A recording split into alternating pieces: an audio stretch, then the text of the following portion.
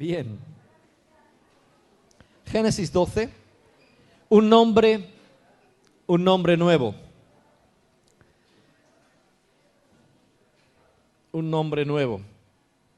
La verdad es que tenía pensado compartir de otra cosa, acerca del diezmo.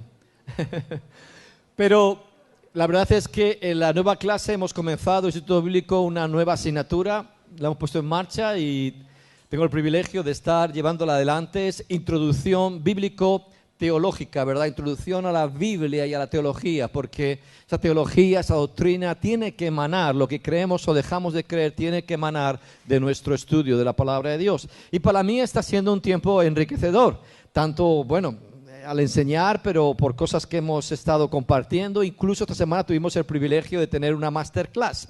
Tuvimos un invitado especial, invitamos a un pastor que conocemos, Manuel Umaña de Valencia, y fue una clase muy especial. Pero al mismo tiempo hemos estado compartiendo cosas, ¿no? Porque como estábamos diciendo, queremos descubrir la historia detrás de la historia. Podemos sí enumerar los diferentes, y no lo podemos saber de memoria, los diferentes acontecimientos y hechos históricos. Incluso a lo mejor no sabemos todos los contextos sociales que rodeaban esos hechos históricos. Quién dominaba no sé dónde, cuál era el imperio dominante, quién era el rey que reinaba en ese momento aquí o allá, y cosas que no sé.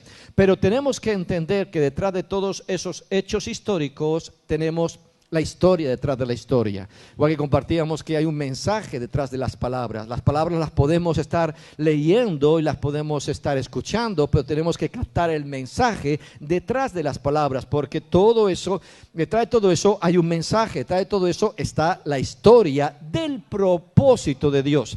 Por eso compartíamos que la Biblia no fue escrita para demostrar nada a nadie. Dios no tiene que demostrar nada a nadie. Simplemente narra un escenario a través del cual la historia de su propósito se está desarrollando. Y tú y yo en este aquí y ahora nos encontramos también dentro de ese marco del propósito de Dios. Cuando dicen amén.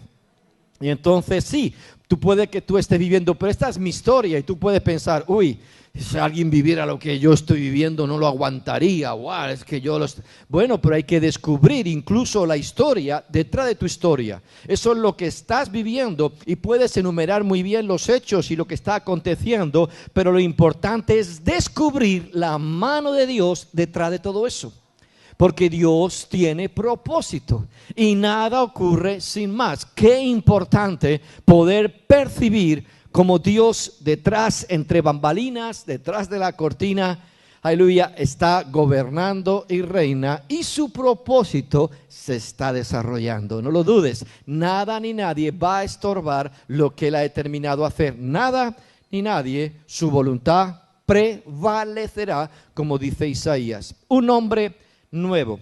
Y entonces, al estar compartiendo, bueno, pues esta semana, pues no he podido resistirme, porque han surgido varias cosas y las he puesto encima de la mesa y digo, uy, esto unido con esto otro que hemos estado viendo, esa tarea que asigné a los alumnos, pero junto con esto más esto otro, uy, tengo que hablar de esto, tengo que hablar de un nombre nuevo.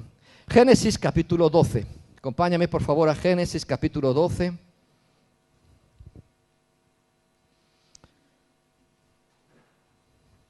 El título de esta parte, según la sección de nuestra Biblia, de la Reina Valera por lo menos, es Dios llama a Abraham. Pero Jehová había dicho a Abraham, vete de tu tierra y de tu parentela y de la casa de tu padre a la tierra que te mostraré.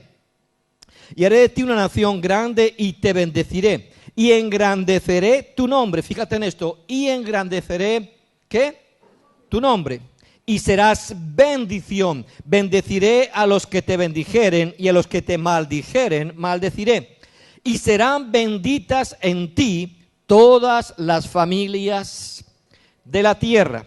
Y se fue Abraham como Jehová le dijo, y Lot fue con él. Y era Abraham de edad de 75 años cuando salió de Harán. Tomó pues Abraham a Sarai su mujer y a Lot, hijo de su hermano, y todos sus bienes que habían ganado y las personas que habían adquirido en Harán. Y salieron para ir a tierra de Canaán, y a tierra de Canaán llegaron. Padre celestial, te bendecimos, Señor, que seas tú Señor, gracias, Señor, que tú no vienes simplemente a regalarnos o a tocar nuestras emociones, Señor. Tú vienes a darte a conocer, Señor. Tú quieres ser entendido, comprendido. Si en algo ha de gloriarse el hombre, gloríese en entenderme. Señor, que sea, Señor, esa capacidad por tu Espíritu. Como tú, oh Cristo, dijiste que el Espíritu tomaría de ti y nos lo haría saber. Señor, que nos sea revelado, Señor, la historia detrás de la historia a través en esta historia bíblica. Pero, Señor, que eso también traiga luz para traer comprensión a nuestra propia historia. Yo gracias, Señor, porque tú eres Dios. Tú gobiernas y tú reinas y por siempre tú eres el Eterno. A ti la gloria para siempre. Amén. Vemos aquí lo que se conoce como el llamado de Abraham, pero alrededor de esta historia hay una historia, hay más detalles que la Biblia no nos da. Hay otras referencias, que luego mencionaré, que nos puede dar más detalles, pero lo cierto es que siempre hemos afirmado que Abraham salió ¿de dónde? ¿De dónde salió Abraham? De Ur, de los caldeos.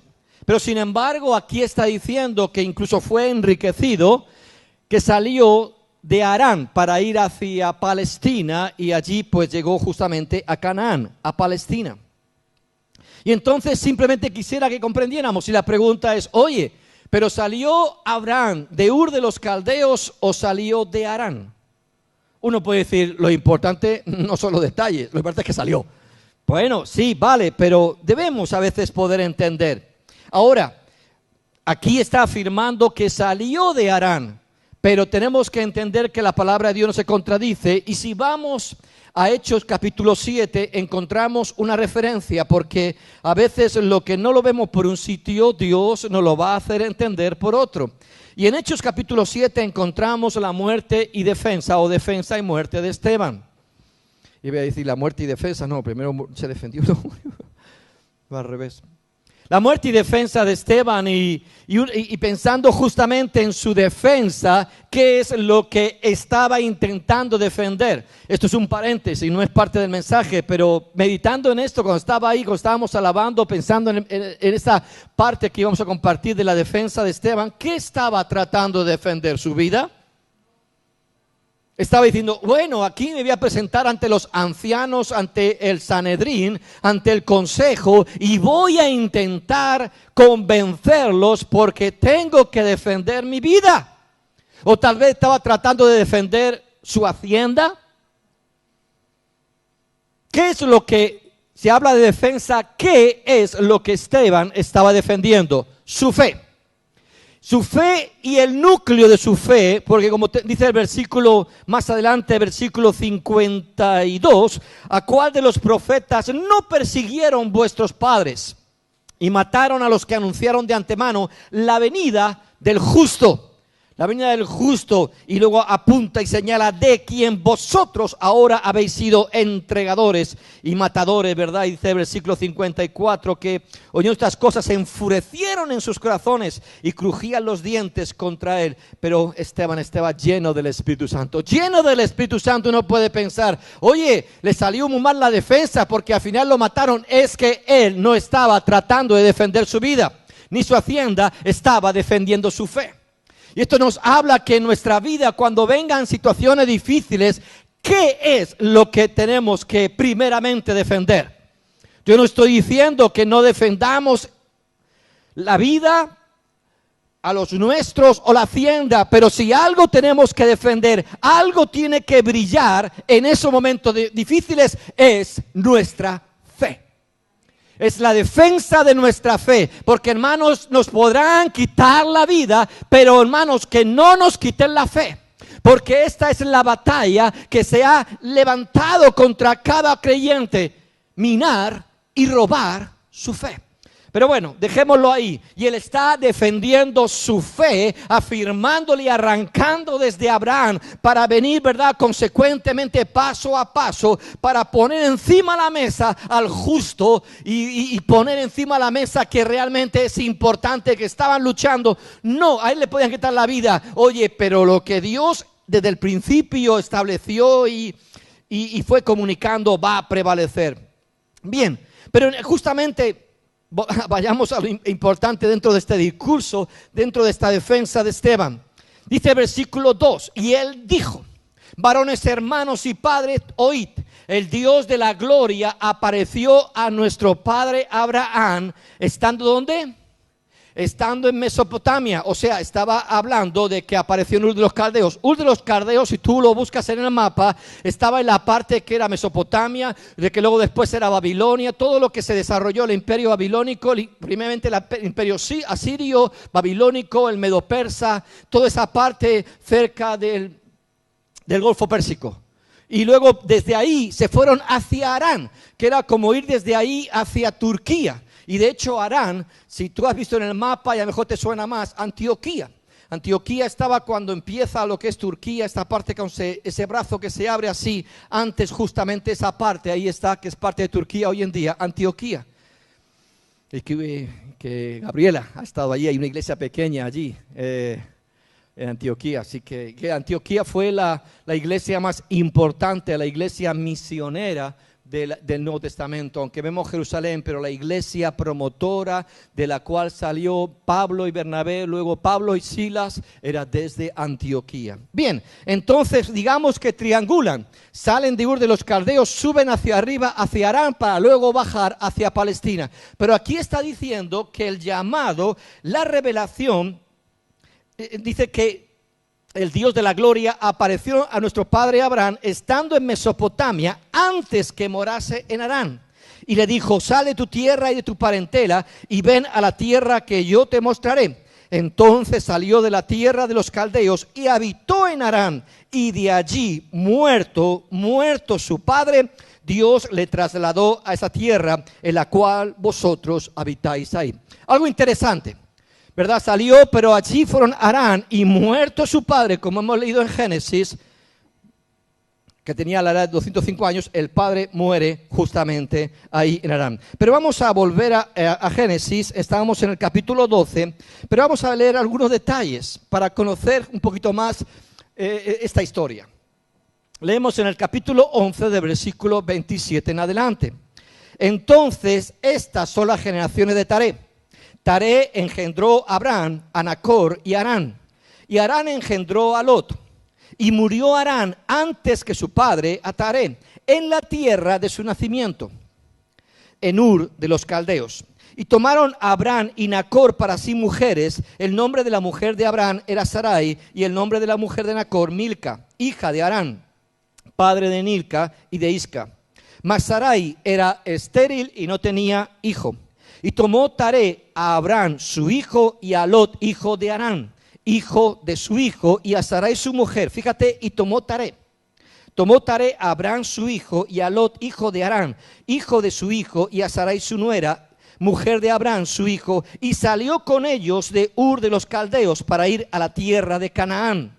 Salió con ellos de Ur de los Caldeos para la tierra de Canaán, y vinieron hasta Harán y se quedaron allí. Y fueron los días de Taré 205 años, y murió Taré en Harán. Insisto, la pregunta es, y hemos visto que realmente es cierto que la visión, y uno podía entender, porque si no hubiéramos tenido el testimonio de Esteban, uno podía pensar: oye, ¿qué pasó aquí? ¿Será que realmente el llamado lo tuvo Taré y a lo mejor le dijo Dios: sal de tu tierra, llévate a estos, y fueron hasta Harán? Pero fíjate tú por dónde se muere Taré. Y como se muere Taré, pues bueno, pues habrá que utilizar a otro. Vamos a utilizar a Abraham, y llama a Abraham desde la tierra de Harán. Podríamos pensar que era esto, pero no es así, porque el llamado, como hemos leído ahí en la defensa de Esteban, lo tuvo Abraham desde la tierra de Ur de los Caldeos. Pero ¿qué es lo que estamos aquí viendo? Pues que a lo mejor Abraham en un momento dado dijo de salir, pero se le pegó el padre. A lo mejor podemos imaginar, oye, que realmente fue el padre: pues mira, vale, tú tienes que ir para allá, pero vayamos primero a tierra de Harán. Fíjate que Harán era el hijo de Taré, hermano de Abraham, y también la tierra de Harán.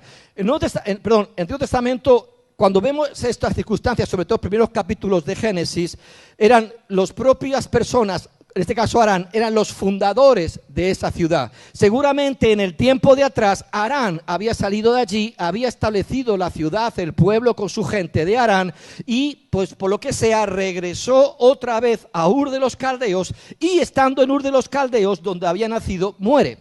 Y entonces tal vez a lo mejor dijeron, bueno, allí han quedado negocios, allí han quedado situaciones que tenemos que arreglar de tu hermano, entonces vayamos hacia Harán, ya que él ha muerto aquí, pero a lo mejor algo allí ha quedado. Y entonces salen, pero recordemos, ellos están moviendo, pero Abraham sale con una palabra. Dios le había dicho que realmente tenía ya esa revelación y ese llamado. Salen para ir hacia Harán. Ahora, lo interesante, porque yo quiero apuntar hacia el hecho del nombre y el hecho incluso de nuestra identidad en Dios y cómo Dios se revela. Taré, ¿qué podemos entender de Taré? No tenemos muchas referencias bíblicas, pero tenemos otras referencias extrabíblicas a través del Talmud y a través de la Midrash. Todos sabéis, por ejemplo, que tenemos la Torá. Y aunque la Torá a veces nosotros equivocamos y definimos que es todo el Antiguo Testamento, la Torá solamente son los primeros 5 libros de la Biblia, de Génesis hasta Pentateuco, atribuidos a Moisés como que fueron escritos por él. Eso es la Torá. Lo que es todos los libros es lo que se conoce como la Tanaj. La Tanaj es toda la Biblia del Antiguo Testamento, que está compuesta. Tanaj es un acróstico que primeramente la T, que viene Torah, que significa la ley, luego los profetas, ahí está Josué, incluso Reyes, y luego los libros, que es la parte central de la Tanaj, que significa profeta, y luego los libros de sabiduría. Entonces todos esos libros que nosotros tenemos, ordenado de forma diferente, pero desde Génesis hasta Malaquías, son la Tanaj, es todo lo que es la Biblia. Ahora, junto a la Tanaj, tenemos el Talmud. El Talmud era muchas referencias, diferentes rabinos, diferentes personas que interpretaron, ¿verdad? Y dijeron, oye, lo que la Torá o la Tanaj nos dice, mira, tenemos que entenderlo esto y esto. Y fueron escribiendo diferentes interpretaciones de todo lo que era la ley y los profetas. Y eso es el Talmud. Pero luego tenemos la Midrash. La Midrash establecía como la forma, cómo se debía. La Midrash significa investigar y significa indagar. Y entonces la Midrash, por un lado, tenía dos cosas. Uno era cómo debía ser estudiada la Torá o la Tanaj, cómo debían estudiar, cómo debía ser la dinámica de estudio hacia la Torá. Y por otro lado tenía también lo que se conoció como el Talmud o la Torá oral. Teníamos la Torá escrita y luego teníamos la Torá oral, como que alrededor de lo que fue escrito había más información, había otras historias que no fueron recogidas en lo que fue escrito, pero sí se conoce como lo que es la Torá oral. Entonces todo eso está en la Midrash. Ahora, si uno lee la Midrash, en Números se llama así, no he buscado mucho, pero no, bueno, en Números Rabá se llama así ese libro. En su capítulo 19 señala algo, señala que Taré era un hombre malvado.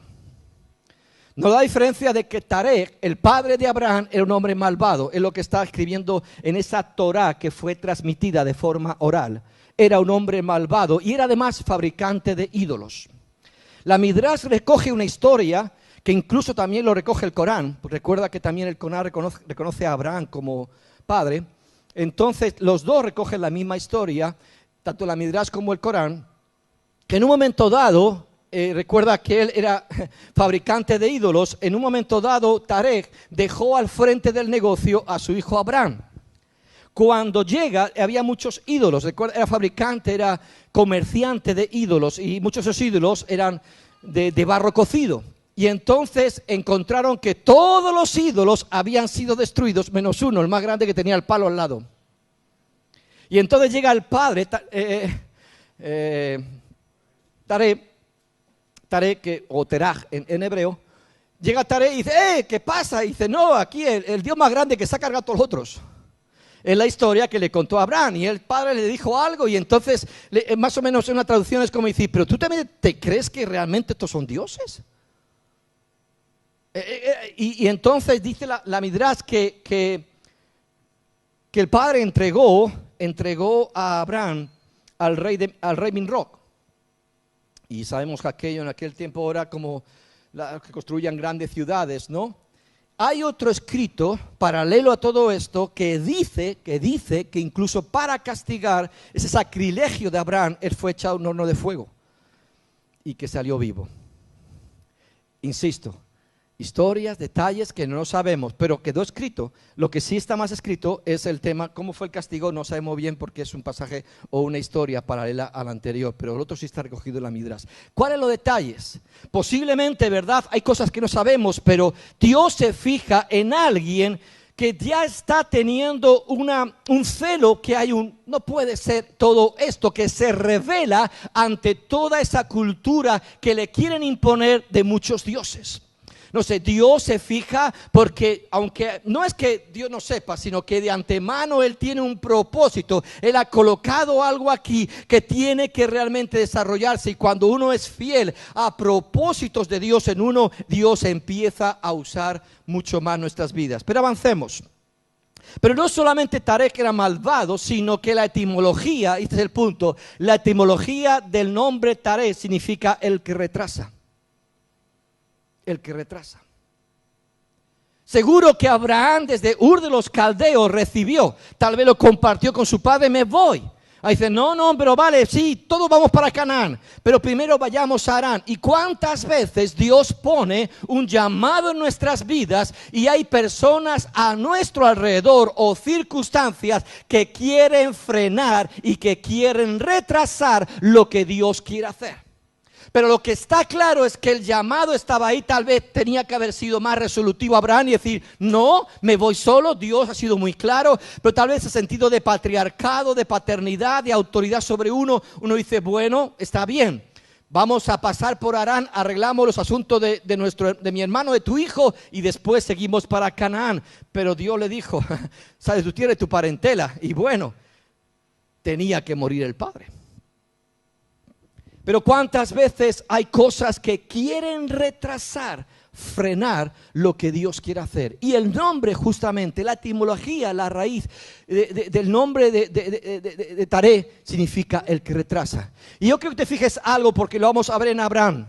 El nombre en aquel tiempo tenía que ver con el propósito que iba a desarrollar. Es muy interesante. Abraham mismo, acompáñame al capítulo 17.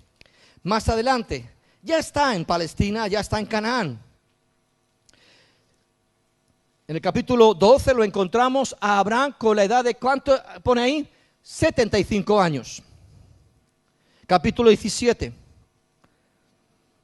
Era Abraham de edad. ¿Ahora qué edad tiene ahora? 99. ¿Habían pasado cuántos? 24 años. ¡Wow! ¡Wow!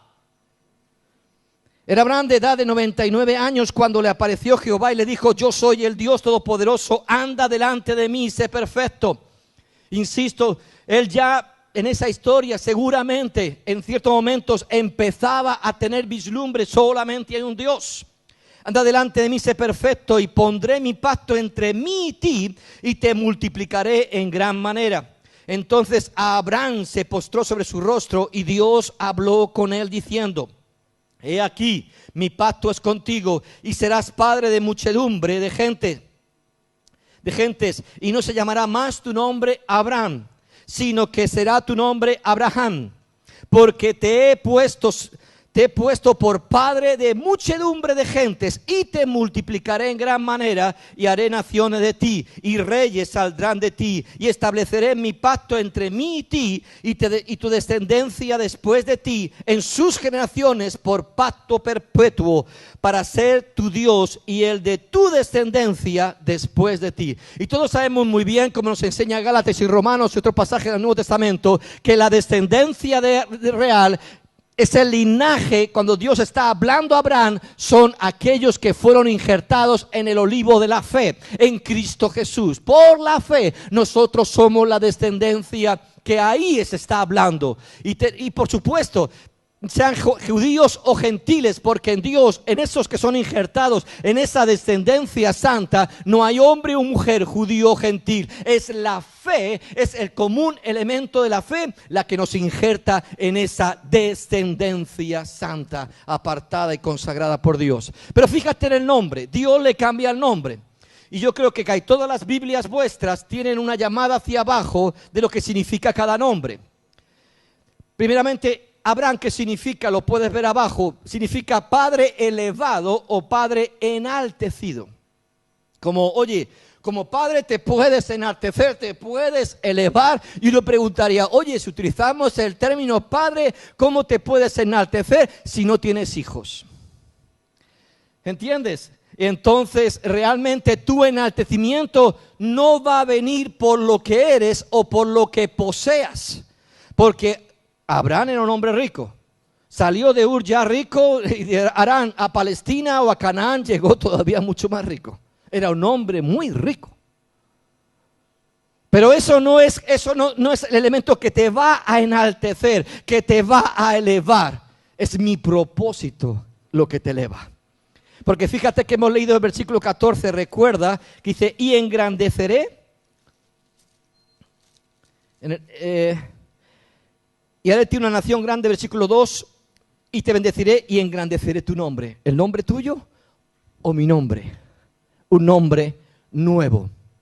Y el nombre de Abraham significa padre de muchedumbre o padre de multitudes. Dios cambia el nombre, aleluya. Porque no te vas a enaltecer o a elevar por tus propios logros, por ti mismo, sino a través del nombre y de mi propósito. Y esto quiero que lo veas, ¿verdad? Vemos esa historia y cómo a veces ya de por sí en el nombre vemos que había una consonancia entre el nombre que uno tenía y cómo se manejaba en su propósito, como lo hemos visto en Taré. Ahora, hablando de nombres, en un momento dado, Dios revela el suyo. Éxodo capítulo 3. Justamente también era una de los deberes puestos para los alumnos, las excusas de Moisés. Pero aquí en el capítulo 3, versículos 13 y 14.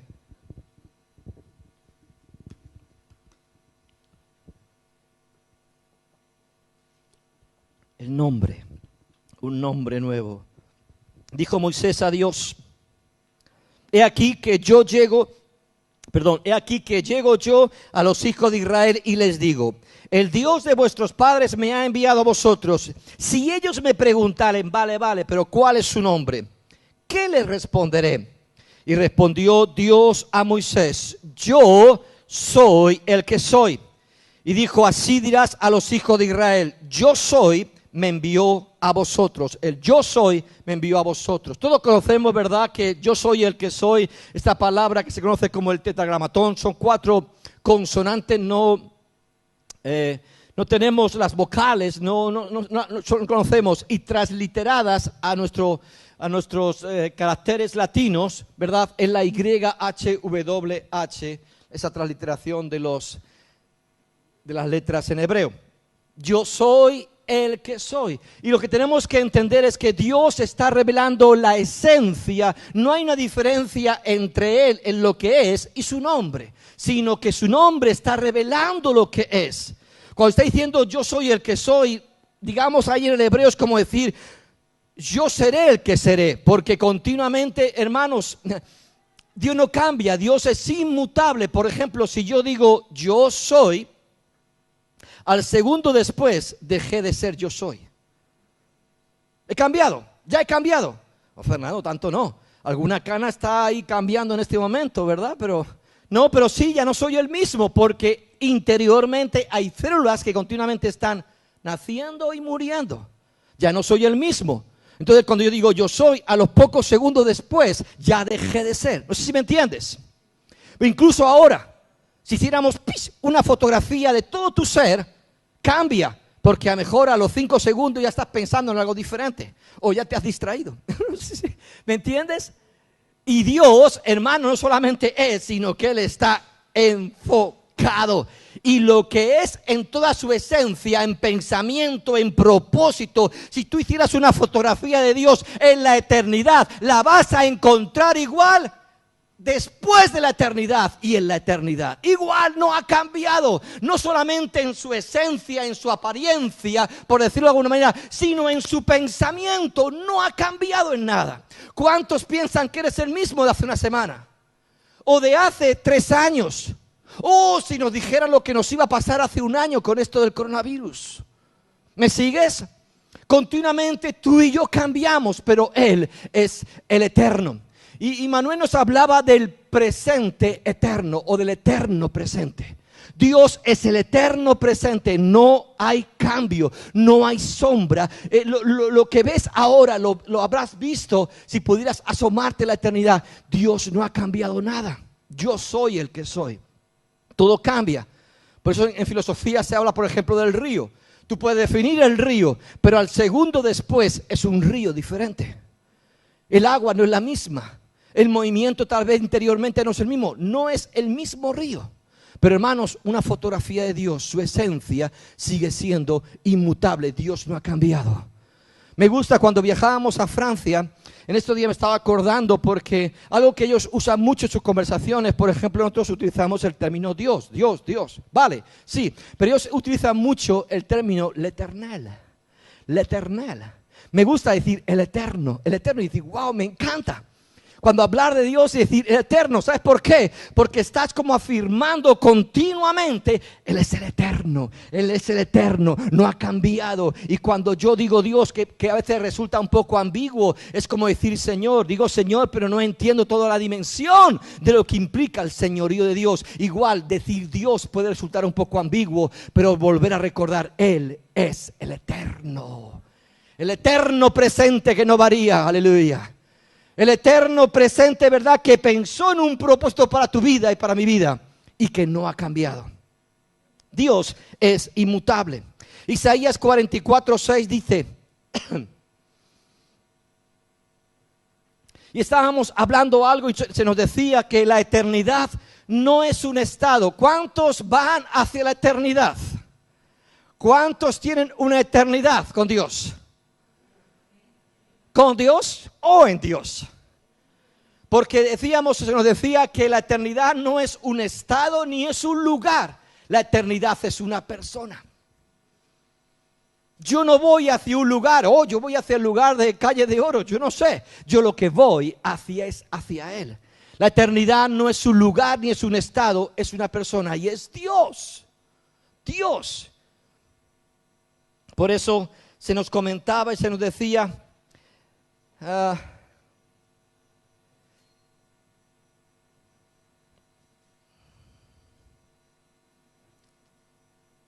Dios no habita en la eternidad, sino que la contiene.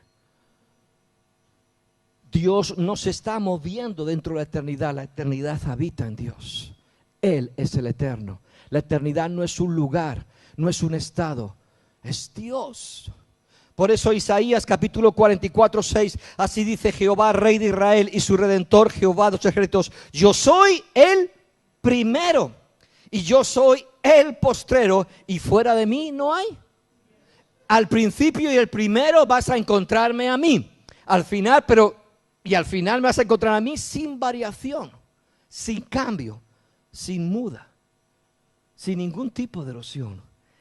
Y sigo manteniendo el mismo pensamiento y propósito para contigo. También Hechos 17:28, fíjate, aquí lo que afirma Lucas, hablando el mensaje que estaba dando Pablo. Hechos 17:28, porque con Él vivimos y con Él nos movemos y con Él somos. ¿Cuántos dicen amén? No digas amén, que eso no es lo que pone. No es con Dios. La religión me invita a que con Dios viva, a que con Dios me mueva y con Dios sea. Dice aquí el autor, porque en Él vivimos y en Él nos movemos y en Él somos.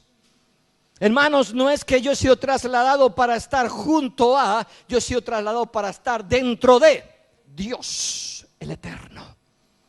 En Él yo vivo, en Él yo me muevo y en Él yo soy. Y si Él es, yo soy. Hermanos, es tan radical cuando somos capaces de entender esto, somos capaces de escaparnos de la temporalidad. Escuchamos eso también hablando de que Dios es el eterno y el eterno. Pero entre eternidad y eternidad ha puesto una temporalidad. Esto es temporal. ¿Cuántos saben que incluso cielo y tierra pasará? Pero mi palabra, o sea, mi ser, lo que soy, mi nombre y mi propósito permanecerá. Esto es temporal, pero tú y yo vivimos atados por lo temporal. Vivimos esclavizados por las circunstancias, atrapados por el afán. ¿Por qué te preocupas? Esto es temporal. Si tú captaras la esencia de mi Padre Celestial, yo soy, continuamente Jesús decía, yo soy. Aleluya. Y Él se ha revelado para que en Él yo soy, nosotros también seamos. Eternamente seamos. Insisto, porque en Él vivimos y nos movemos y somos. Cuando tú y yo tenemos un vislumbre, Pablo le dice continuamente, bueno, lo vamos a leer. 1 Timoteo 6:12. 1 Timoteo 6:12. Timoteo, María, Antonia, Fernando,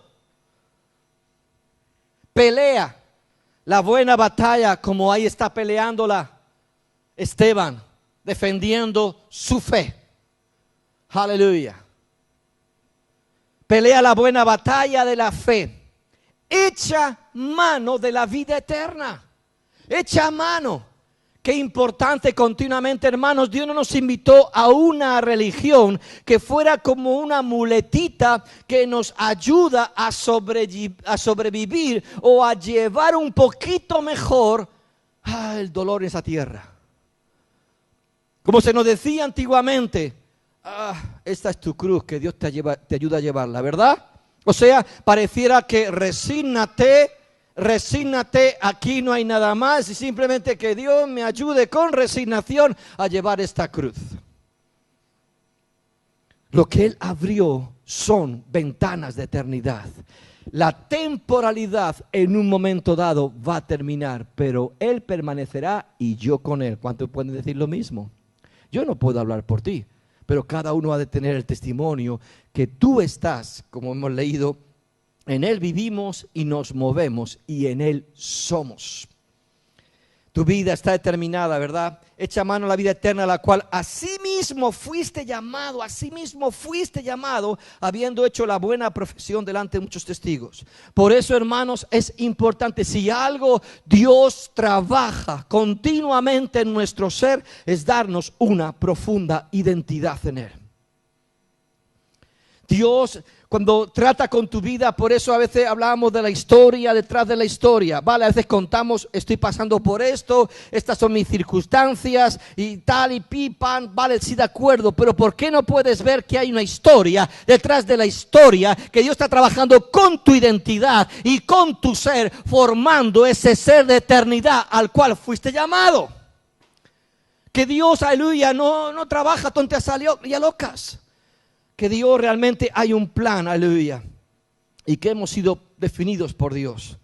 Algunos pueden pensar que tú eres un poco indefinible, o eres tan complejo que eres tan indefinible, pero bueno, a veces sabemos muy bien, hemos hablado en otras ocasiones, hablando cómo a veces la familia, la sociedad, los amigos, todo lo que vivimos intentan definir lo que somos. Pero tenemos que entender que tenemos que descubrir lo que realmente soy, pero en Dios, aquel que me definió, aleluya. Por eso pasajes como 1 Pedro 2:9, vosotros sois, de acuerdo, vosotros sois, pero está diciendo que en otro tiempo no erais, pero que ahora sois. Nuestro tiempo no era. Y si algo Dios trata con nuestras vidas es hacernos entender lo que no éramos, pero que ahora somos. Potencialmente somos. Identidad. ¿Cuál es mi identidad? Si no descubro mi identidad detrás de todo esto, simplemente quedaré atrapado en los afanes de la vida. Y seguiré escuchando esa voz, pero sin entenderlo. ¿Por qué te afanas? Pero ahí sigo. ¿Por qué te afanas? Pero ahí sigo enredado. Porque no veo la historia detrás de la historia. No veo qué es lo que Dios tiene de propósito con mi vida detrás de todo ello. Me encuentro atrapado. Es como un agujero negro. Es como un torbellino, ¿verdad?, que me ha succionado y que me tiene atrapado en ese ojo de huracán que se llama el devenir de la vida. Por eso también dice Colosenses 3:3 que habéis muerto y vuestra vida está escondida en Dios, en Cristo Jesús, porque habéis muerto y vuestra vida está escondida con Cristo en Dios. Qué importante, lo hemos dicho otras veces, mi identidad está en Él. Y recordemos Mateo 16, cuando Jesús le dice a sus discípulos: ¿quién dice la gente que soy yo? Bueno, algunos que eres tal, ¿y vosotros quién decís que soy yo? Tú eres el Cristo, lo dijo por revelación, tú eres el Cristo, el Hijo del Dios viviente. Y qué importante, lo hemos mencionado en otras ocasiones, qué importante que yo tenga la capacidad de tener revelación de lo que Él es. Yo soy ese gran yo soy y poder caminar en esa revelación. Pero decíamos en otras ocasiones que la medida que yo sea capaz de entender lo que Él es, seré capaz de entender lo que yo soy en Él. Porque como Jesús le dijo a Pedro: mas yo también te digo. Tú mencionas esto, pero junto a la revelación que tienes de mí, tendrás revelación de quién eres tú en mí. Mas yo te digo también. Y le cambió el nombre, porque hay un nombre nuevo. Ya no será llamará tu nombre Cefas, sino Pedro. Yo te digo también que tú eres. Qué importante, amados. Yo creo que en estos tiempos, si algo va a estar en amenaza continua, es nuestra identidad en Dios. ¿Qué es lo que soy? ¿Cómo me muevo? Y lo que soy será determinante para entender mi capacidad de enajenarme, de sacarle el cuerpo y decir: le voy a sacar el cuerpo a esto. Estoy pasando por esto, pero yo sé que hay un propósito más grande. Me puedo enajenar, no me voy a afanar, no me voy a preocupar. Dios tiene un propósito y yo sé en quién he creído. Tengo una firme identidad y mi yo soy, y lo puedes decir con confianza, y mi yo soy es eterno.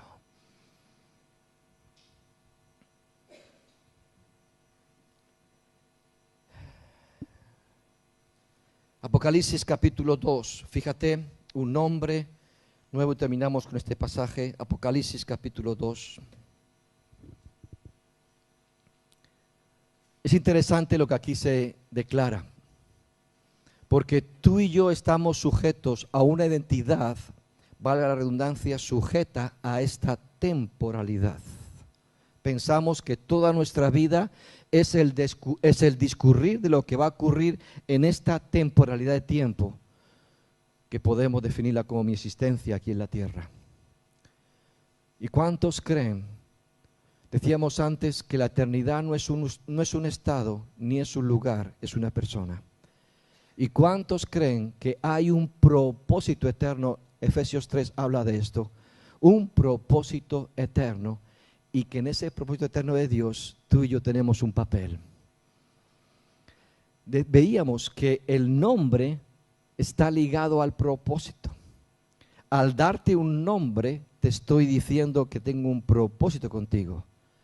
Dice Apocalipsis capítulo 2, versículo 17. El que tiene oído, oiga lo que el Espíritu dice a las iglesias. Y amado,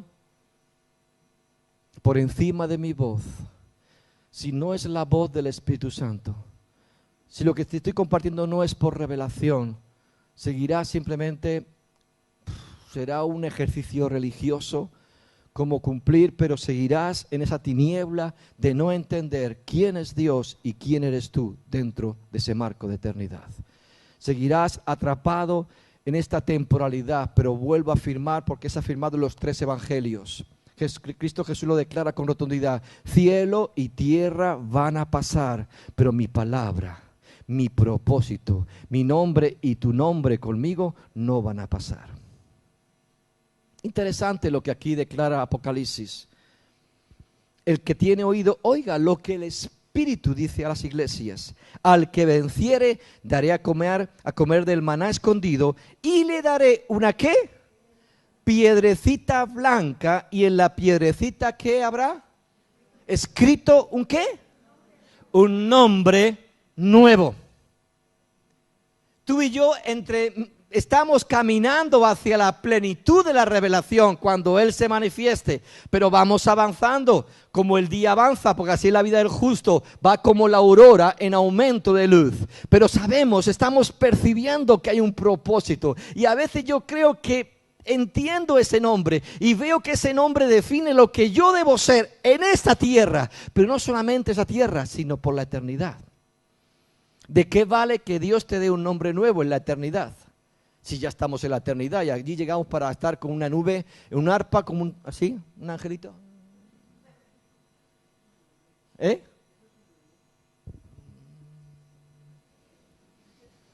Que el otro era un violín. ¿Sabes una cosa? Es difícil de entender. Estamos atrapados en la temporalidad, pero Dios es eterno. Dios es eterno. Yo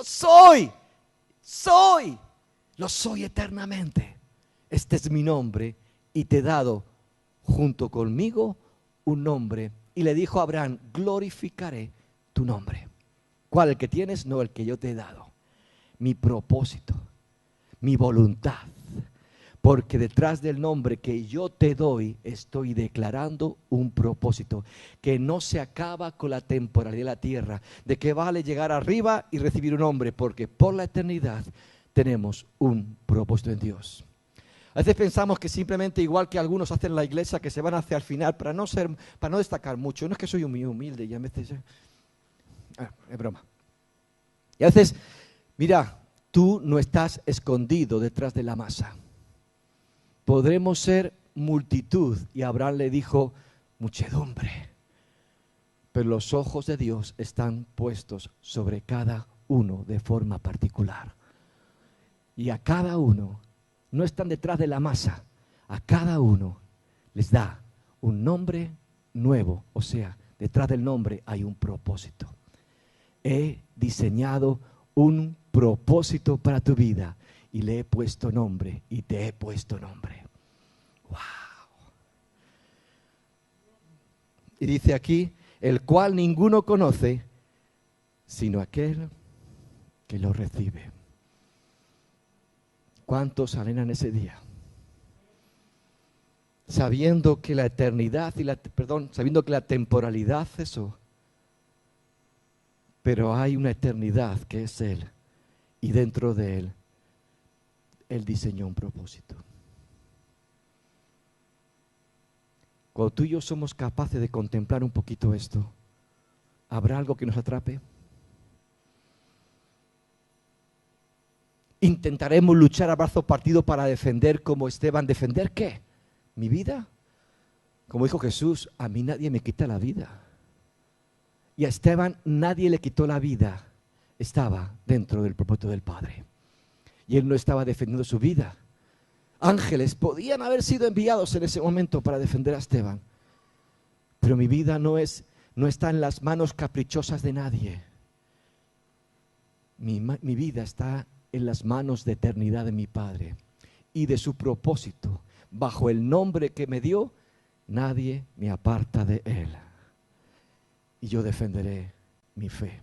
Cierra tus ojos.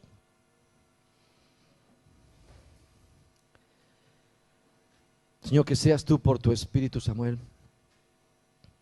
dándonos esa capacidad de entender, de asomarnos, de echar mano a la vida eterna, Señor. Somos continuamente, Señor, atenazados, Señor. Hay una lucha por atraparnos dentro de la temporalidad, Señor, y nos movemos, Señor. Y nos afanamos a veces, nos da inseguridad, Señor, nos da temores, Señor. Condicionamos nuestro hacer diario en función de todo ello. Señor, pero que por tu Espíritu seas tú hablando a cada uno, haciendo entender, Señor, que hay una historia detrás de la historia. Que contemplemos nuestra vida, nuestras circunstancias, esta temporalidad dentro del marco de tu historia, de tu propósito. Abre ventanas del cielo sobre cada uno. Señor, gracias, Señor, porque percibimos y sabemos que nos movemos en todo ello. Y, Señor, con eso tendremos la capacidad en tu nombre de romper nuestras inseguridades y afanes y de confiar en ti. Nuestra vida está en tus manos, oh Dios. Nos deleitamos en tu propósito. Señor, gracias por ese nombre nuevo, esa identidad, ese propósito que en ti hemos recibido. Gracias, Señor, que has quebrado como hiciste, Señor, con Abraham. Hiciste, Señor, con Jacob, llamándole Israel. Hiciste con Pedro. Que caminemos, Señor, escuchando ese nombre nuevo, ese propósito nuevo en ti. Gracias, Padre. ¿Qué tal si nos ponemos en pie?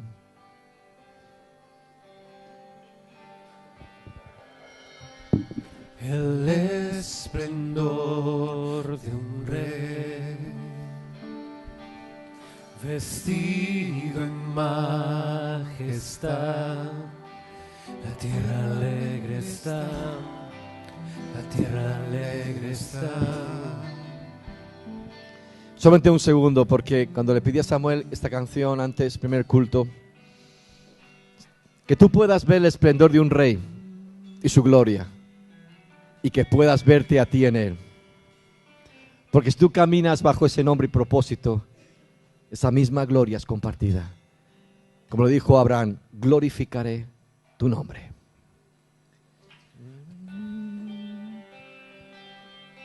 El esplendor de un rey,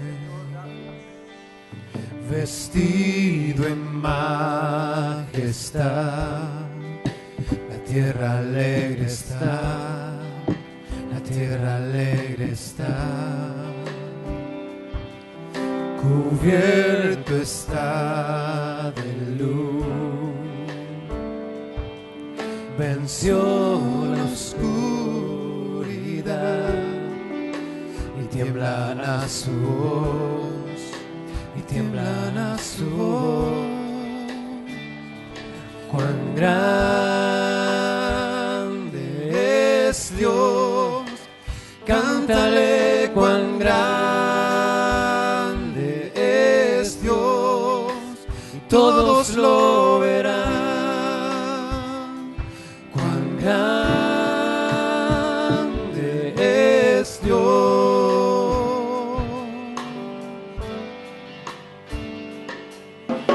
Día a día Él está.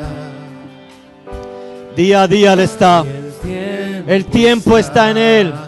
Dios gobierna y reina. Aleluya. Gracias, Dios, principio y fin.